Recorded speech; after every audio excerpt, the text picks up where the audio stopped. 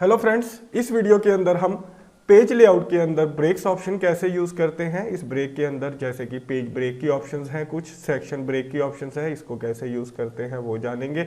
और आगे हम लाइन नंबर्स कैसे अपने पेज के अंदर दे सकते हैं वो हम डिस्कस करेंगे। तो स्टार्ट करते हैं ब्रेक से। तो ब्रेक के अंदर आप देखोगे पहली ऑप्शन है पेज ब्रेक्स। पेज ब्रेक के अंदर पहली ऑप्शन है पेज, और पेज के ऊपर जैसे ही आप क्लिक करोगे तो आप देखोगे कि आपका कर्सर जो आप पहले पेज पे थे, जैसे अभी मेरा कर्सर पहले पेज पे था, वो सेकंड पेज के स्टार्टिंग में चला जाएगा।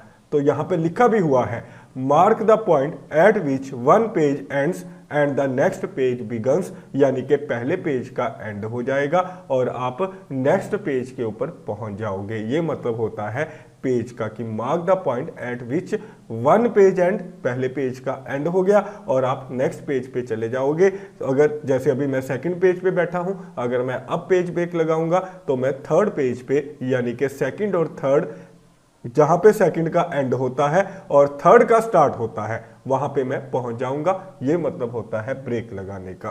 तो जब हम टेक्स्ट लिख रहे होते हैं, जैसे मैंने ये टेक्स्ट लिखा और अब हम यहां से अगले पेज के ऊपर जाना चाहते हैं, तो हम यहां से पेज ब्रेक का, यानी कि हम सेकंड, यानी कि कह सकते हो आप थर्ड और फोर्थ पेज के, थर्ड के एंड में और फोर्थ के बिगिनिंग में जाना चाहते हैं, तब हम इस ऑप्शन का यूज करते हैं।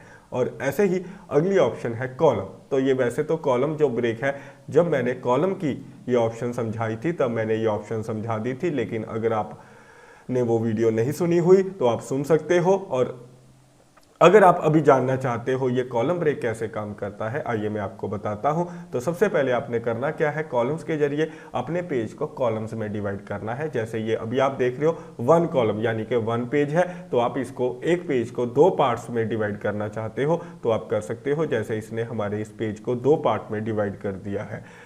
ये पहला पार्ट स्केल के ऊपर देखिए, ये अगला पार्ट। और अब मुझे ये पहले पार्ट से दूसरे पार्ट में जाना है, यानी कि पहले कॉलम से दूसरे कॉलम में जाने के लिए हम ब्रेक के अंदर जाएंगे और कॉलम के ऊपर क्लिक करेंगे। तो ये देखिए हम नेक्स्ट कॉलम के अंदर पहुंच गए हैं, यानी कि पेज हमारा सेम है लेकिन हमारा ये कॉलम चेंज हो गया है। तो ऐसे हम यहाँ से कॉलम ब्रेक लगा सकते हैं।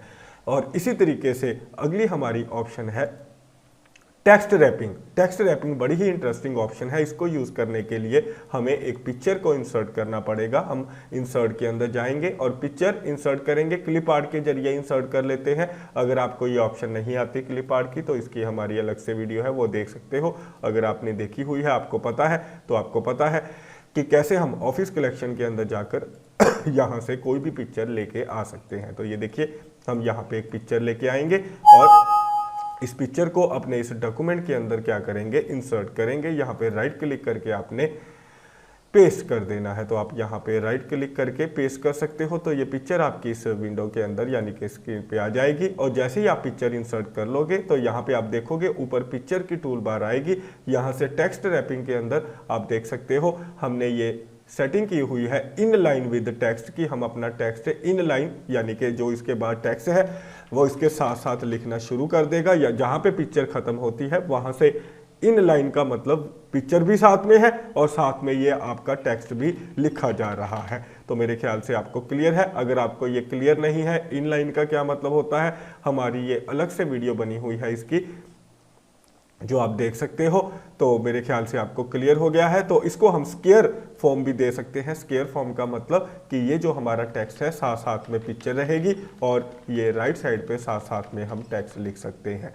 अब इंपॉर्टेंट बात ब्रेक की करेंगे। जब हमारी यहाँ पे लाइन खत्म हो जाती है और हम पिक्चर के बाद, यानी कि जहां हमारी पिक्चर खत्म होती है वहां से अगली लाइन के ऊपर जाना चाहते हैं, तो आपने पेज लेआउट के अंदर ब्रेक के अंदर जाना है और ये टेक्स्ट रैपिंग के ऊपर क्लिक कर देना है। तो आप देखोगे आपका कर्सर जो है जहां पे पिक्चर खत्म होती है उससे अगली लाइन के अंदर आपका कर्सर चला जाएगा। तो इस तरीके से जब हम पिक्चर इंसर्ट करते हैं और उसके राइट तरफ हम लिख रहे हैं और हमने अगली लाइन, यानी कि जहां पे हमारी पिक्चर खत्म होती है उसके बाद अगली लाइन के ऊपर हमने जाना है, तब हम इस टेक्स्ट रैपिंग ऑप्शन का यूज करते हैं। तो मेरे ख्याल से आपको इस पेज ब्रेक्स की ये सारी ऑप्शन समझ में आ गई हैं। और आगे ऑप्शन है नेक्स्ट पेज।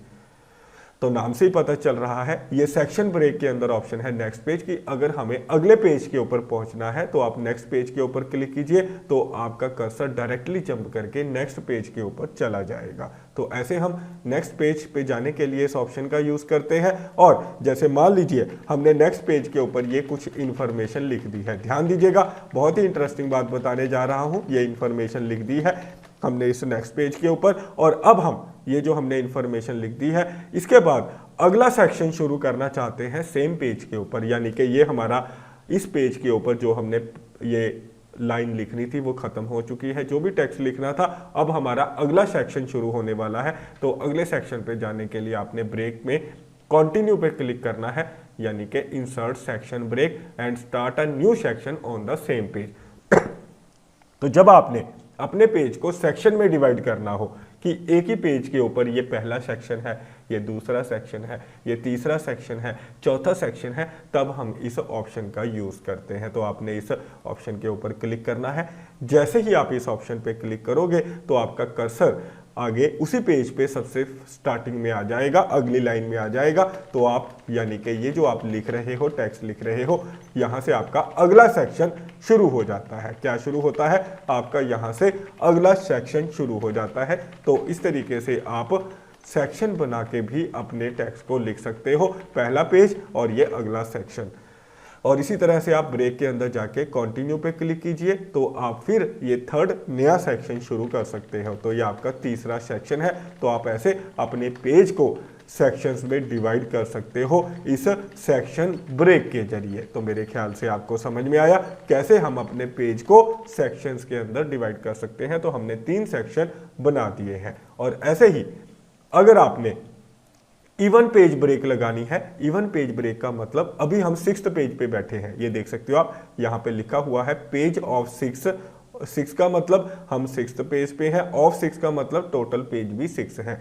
तो अगर आपने ये जो ब्रेक लगानी है, आप 6 पेज से सीधा 8th पेज पे जाना चाहते हो। कौन से पेज पे जाना है आपने? 8th पेज पे, क्योंकि इवन पेज ब्रेक का मतलब कि आप 6 से 8 पे जाओगे, 8 से 10 पे जाओगे, 10 से 12 पे जाओगे। तो आपने मैथ में पढ़ा हुआ है इवन पेज क्या होते हैं, इवन नंबर क्या होते हैं। तो इवन पे अगर आप क्लिक करोगे तो ये देखिए आपका अब ये 8th पेज पे कर्सर आ गया है। तो ऐसे हम 8th पेज पे जा सकते हैं। और अगर आप ऑड पेज ब्रेक लगाओगे तो अब आप देखोगे आप 9th पेज पे आ गए हो। और अगर अब आप ब्रेक लगाओगे ऑड पेज ब्रेक, तो अब सीधा 11 पे चले जाओगे। यानी कि अगर आप ऑड पेज ब्रेक का यूज करते हो 9 से 11 पे, 11 से 13 पे, 13 से 15 पे पहुंचोगे। तो मेरे ख्याल से आपको क्लियर है। और ऐसे ही अगर आप चाहते हो ये जो आपने